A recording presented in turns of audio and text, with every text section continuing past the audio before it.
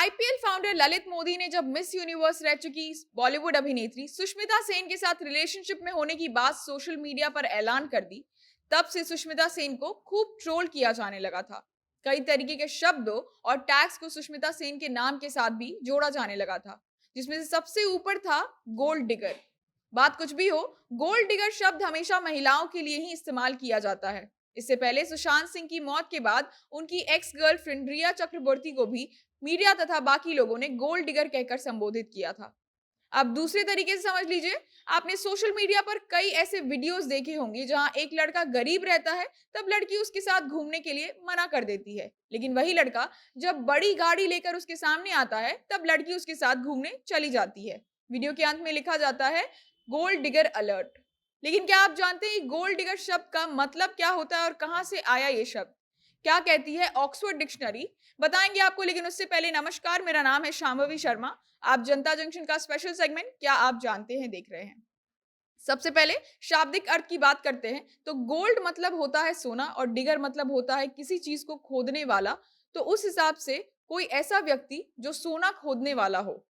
अब अगर बात करें डिक्शनरी की तो उसके मुताबिक ये शब्द अपमानजनक शब्द होता है, जो उन लोगों के लिए इस्तेमाल होता है जो अपना एक स्तर बनाने के लिए, जिसे सोशल स्टैंडर्ड या स्टेटस सिंबल भी कहते हैं, उसके लिए किसी अमीर व्यक्ति के साथ संबंध बनाते हैं। इस परिस्थिति में प्यार से ज्यादा लालच होता है। हालांकि ऑक्सफोर्ड डिक्शनरी ये शब्द महिला के लिए ही इस्तेमाल करती है। मौजूदा समय में इस शब्द यानी गोल्ड डिगर शब्द का इस्तेमाल सिर्फ लड़कियों के लिए ही किया जाता है और इसका अर्थ ऐसे समझाया जाता है कि वो लड़कियां जो पैसों के लिए किसी भी अमीर लड़के के साथ शादी करती हैं या रिलेशनशिप में रहती हैं, उन्हें गोल्ड डिगर कहा जाता है। सबसे पहले हम आपको ये बताते हैं कि आज के जमाने में अपमानजनक बन गया शब्द गोल्ड डिगर, उसकी शुरुआत कहां से हुई और कैसे हुई। गोल्ड डिगर शब्द शुरू हुआ 20वीं शताब्दी की शुरुआत में। पहली बार इस शब्द को प्रिंट में छापा गया था 1911 में, और ये छापा गया था एक किताब में जिसके ऑथर थे रेक्स बीच, और किताब का नाम था द नियर डू वेल। उस किताब में इस शब्द का इस्तेमाल हुआ था उन लोगों के लिए जो पैसे के लिए पागल होते हैं, यानी कि मैड फॉर मनी। वैसे उस किताब में ही कहीं ना कहीं एक जेंडर की ओर धीमा सा इशारा कर रहा था ये शब्द। फिर 1915 में वर्जीनिया ब्रूक ने अपनी किताब माई बैटल विथ वाइस में गोल्ड डिगर शब्द का इस्तेमाल किया था। इस किताब में विशेष रूप से गोल्ड डिगर उन महिलाओं के लिए इस्तेमाल किया गया था जो पुरुषों के साथ संबंध बनाती हैं, लेकिन सिर्फ और सिर्फ पैसों के लिए किसी को भी बहला फुसला सकती हैं। किताब में एक पात्र है जिनका नाम है क्रिसी टेट, जिनके किरदार को कुछ इस तरीके से दर्शाया गया है कि वो ऐसे कपड़े पहनती है जिसको देख के कोई भी उत्तेजित हो सकता है, और उनकी काबिलियत इतनी है कि वो एक इजिप्शियन मम्मी से भी चाहे तो पैसे निकलवा सकती है।